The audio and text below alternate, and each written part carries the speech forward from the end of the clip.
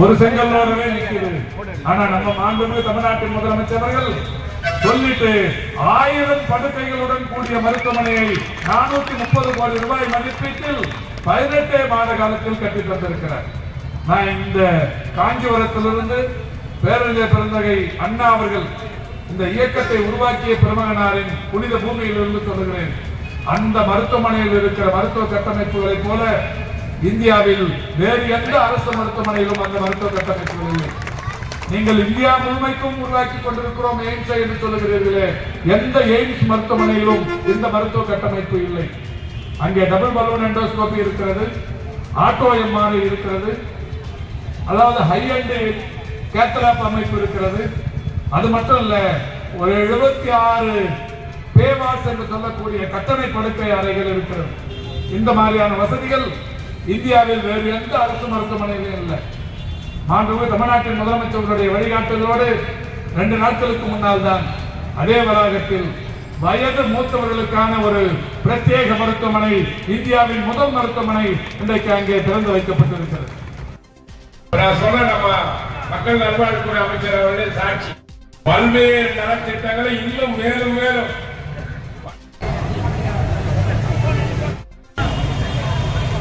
December மாதம் 17ஆம் தேதி அமைச்சரவை கூட்டத்தில் எய்ம்ஸ் மருத்துவமனை கட்டுவதற்கு ஒப்புதல் பெறப்படுகிறது. 2019 ஜனவரி 27ஆம் தேதி இந்தியாவின் பிரதமரை தமிழ்நாட்டின் முதலமைச்சர் எடப்பாடி பழனிசாமி டெல்லியிலிருந்து அழைச்சிட்டு வந்து இங்க ஒரு செங்கல்ல எடுத்து வச்சு அடிக்கல் நாட்டார். 2019 அடிக்கல் நட்டுட்டு போனவங்க டெல்லியிலிருந்து இங்க இருக்கிற வருவாய்த்துறைக்கும் மதுரை மாவட்ட ஆட்சித்தலைவருக்கும் ஒரு தாக்கீது அனுப்புறாங்க. நீங்க அந்த 222.47 ஏக்கர் 223 ஏக்கர் வச்சுங்க. அந்த 223 ஏக்கருக்கான டாக்குமெண்ட்ஸை நில ஆர்ஜிதம் பண்ணி எங்க சென்ட்ரல் கவர்மெண்ட்டுக்கு அனுப்புங்கன்றாங்க. யாரு?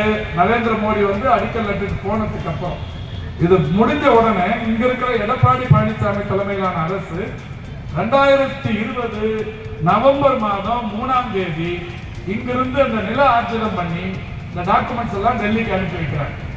எப்ப டாக்குமெண்ட்ஸ் போச்சு? 2020. எப்ப அடிக்கல் நாட்டினாரு? 2019.